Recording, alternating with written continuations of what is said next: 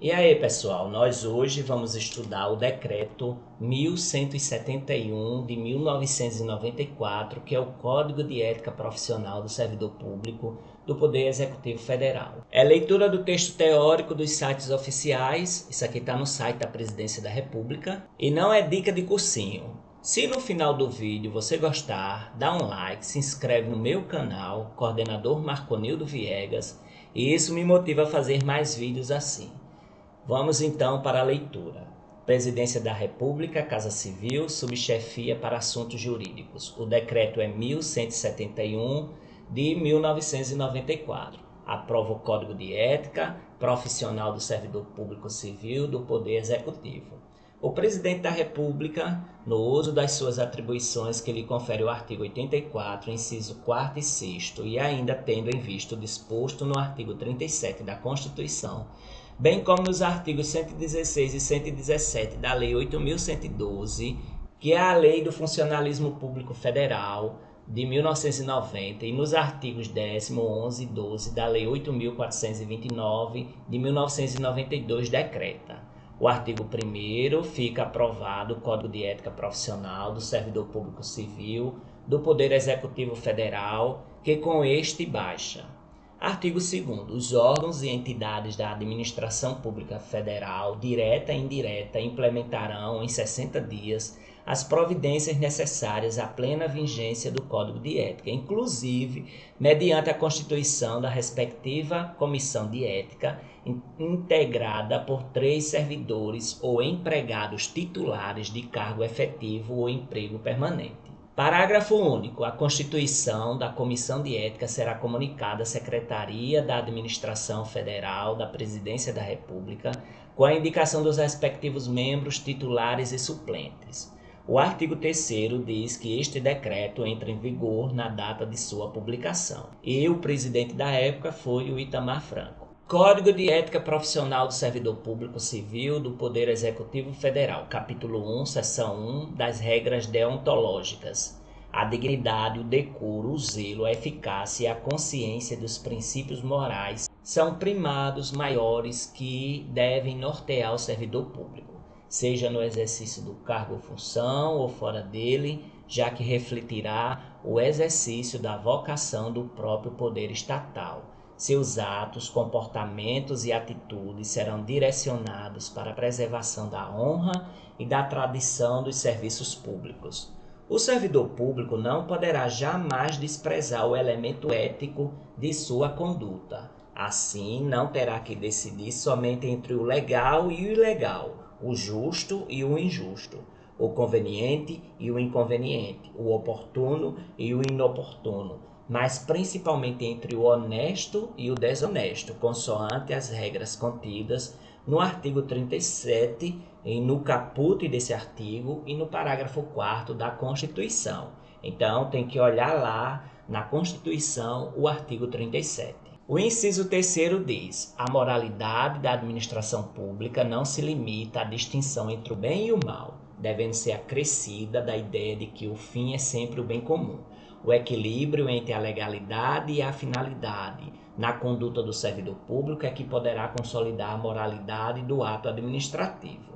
Inciso 4º. A remuneração do servidor público é custeada pelos tributos pagos direta ou indiretamente por todos, até por ele próprio, e por isso se exige como contrapartida que a moralidade administrativa se integre no direito, como elemento indissociável de sua aplicação e de sua finalidade, erigindo-se como consequência em fator de legalidade.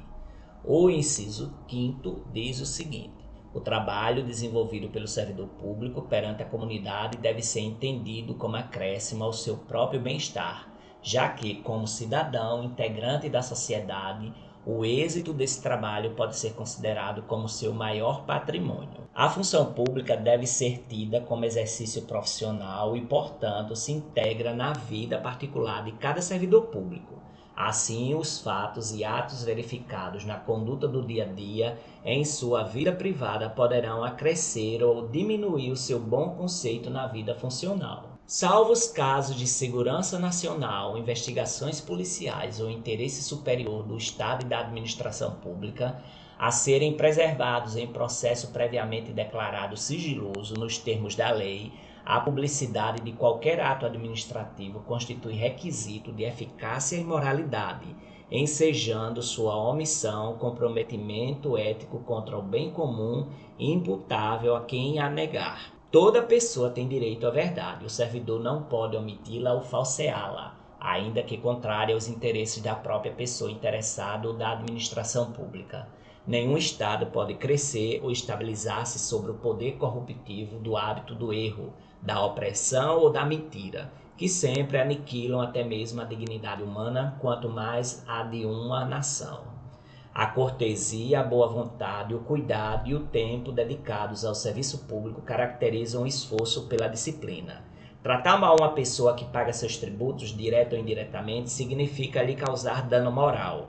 Da mesma forma, causar dano a qualquer bem pertencente ao patrimônio público, deteriorando-o por descuido ou má vontade, não constitui apenas uma ofensa ao equilíbrio e às instalações ou ao Estado, mas a todos os homens de boa vontade que dedicaram sua inteligência, seu tempo, suas esperanças e seus esforços para construí-los. Deixar o servidor público, qualquer pessoa à espera de solução que compete ao setor e que exerça suas funções, permitindo a formação de longas filas ou qualquer outra espécie de atraso na prestação do serviço, não caracteriza apenas atitude contra a ética ou ato de desumanidade, mas principalmente grave dano moral aos usuários dos serviços públicos.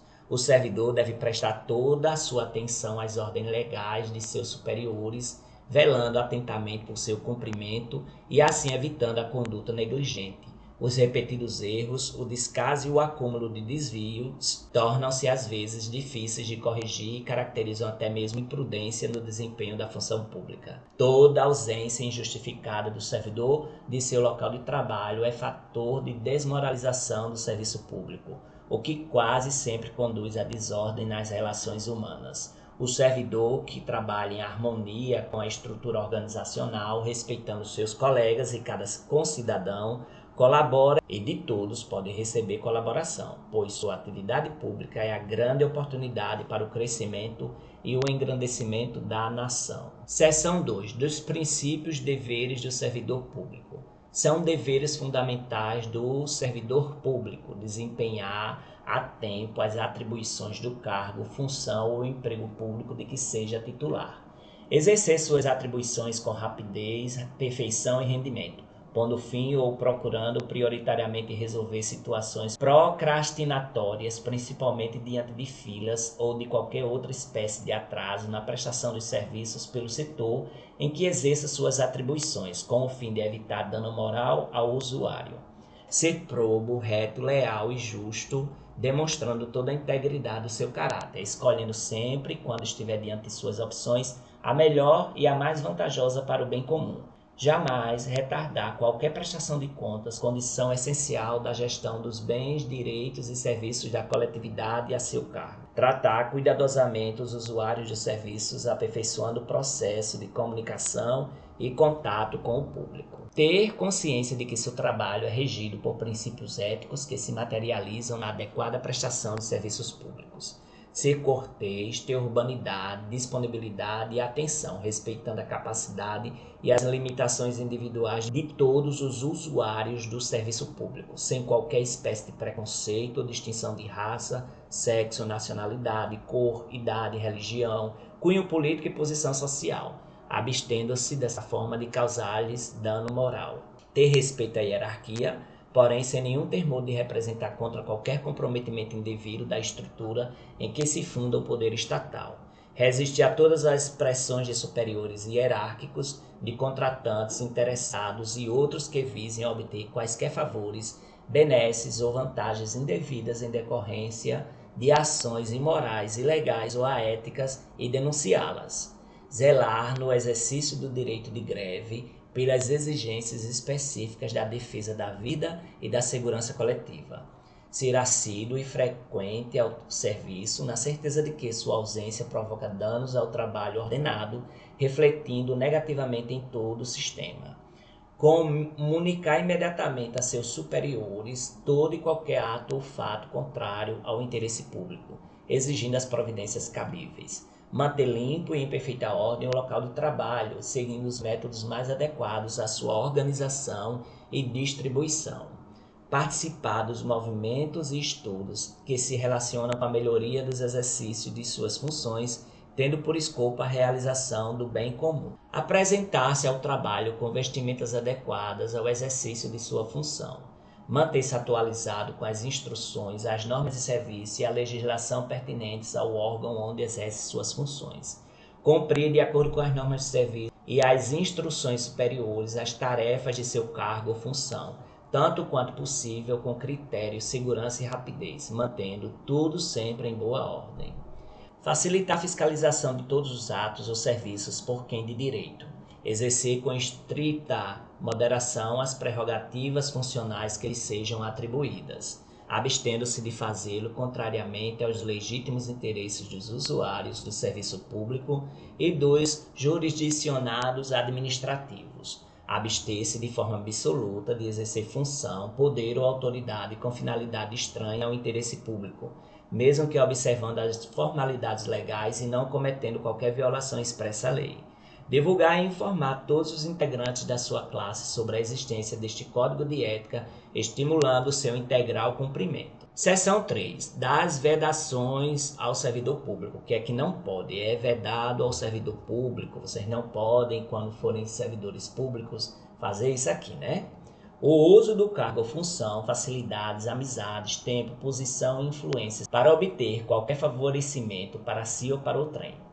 Prejudicar deliberadamente a reputação de outros servidores ou de cidadãos que deles dependam.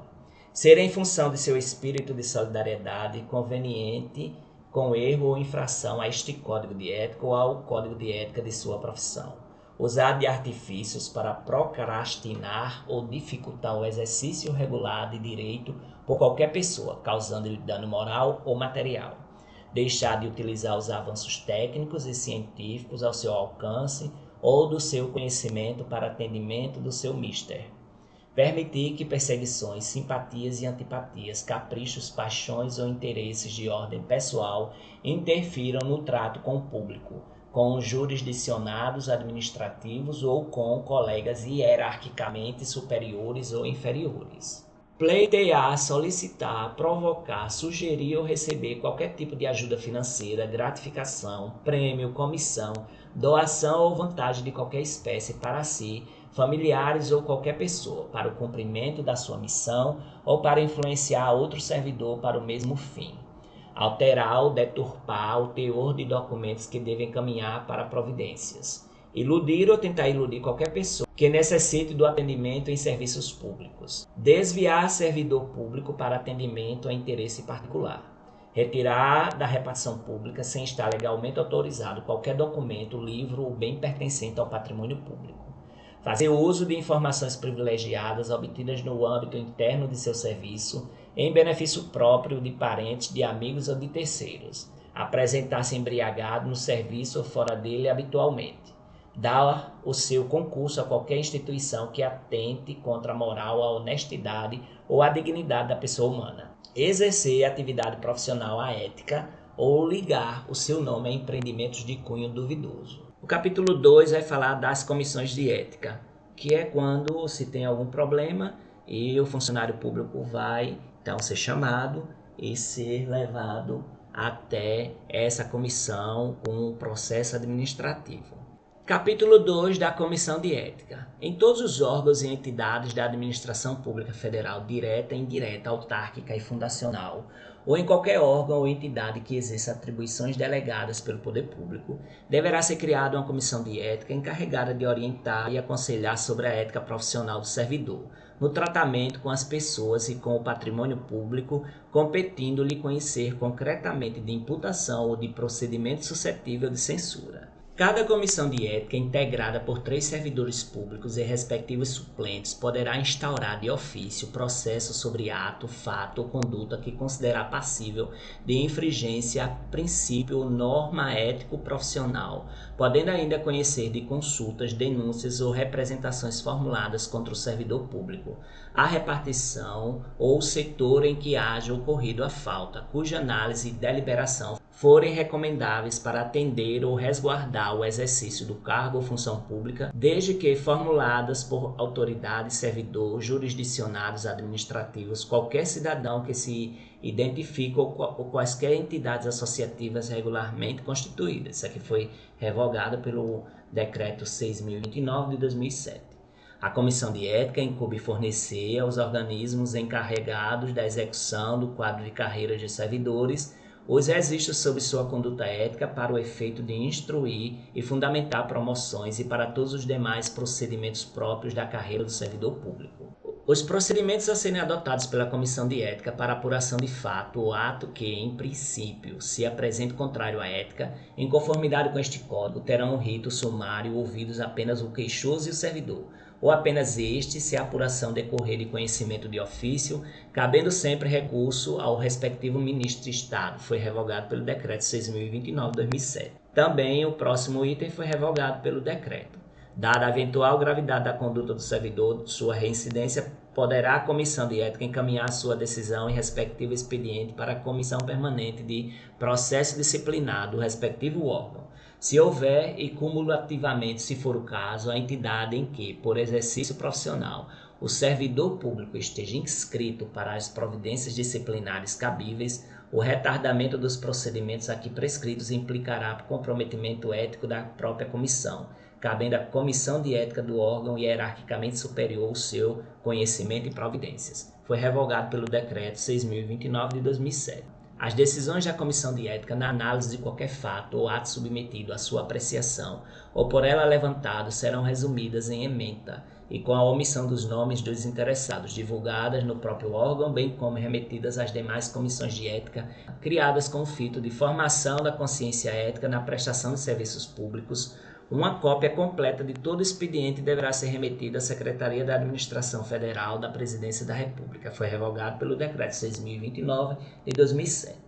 A pena aplicável ao servidor público pela Comissão de Ética é de censura e sua fundamentação constará do respectivo parecer, assinado por todos os seus integrantes com ciência do faltoso. Isso aqui cai muito em concurso, viu? A Comissão de Ética não poderá se eximir de fundamentar o julgamento da falta de ética do servidor público ou do prestador de serviços contratado, alegando a falta de previsão neste Código, cabendo-lhe recorrer à analogia aos costumes e aos princípios éticos e morais conhecidos em outras profissões, revogado pelo Decreto 6.029 de 2007. Para fins de apuração do comprometimento ético, entende-se por servidor público todo aquele que, por força de lei, contrato ou de qualquer ato jurídico, preste serviço de natureza permanente, temporária ou excepcional, ainda que sem retribuição financeira, desde que ligado direto ou indiretamente a qualquer órgão do poder estatal, como as autarquias, as fundações públicas, as entidades paraestatais, as empresas públicas e as sociedades de economia mista ou em qualquer setor onde prevaleça o interesse do Estado. Também é pedido muito nos concursos esse item. Em cada órgão do Poder Executivo Federal em que qualquer cidadão houver de tomar posse ou ser investido em sua função pública, deverá ser prestado perante a respectiva Comissão de Ética um compromisso solene de acatamento e observância das regras estabelecidas por este Código de Ética e de todos os princípios éticos e morais estabelecidos pela tradição e pelos bons costumes. Foi revogado pelo Decreto 6.029 de 2007. Então, está lá no site do planalto.gov.br. Então é isso, pessoal. Se você gostou do vídeo, dá um like, se inscreve no meu canal, Coordenador Marconildo Viegas, e isso me motiva a fazer mais vídeos assim.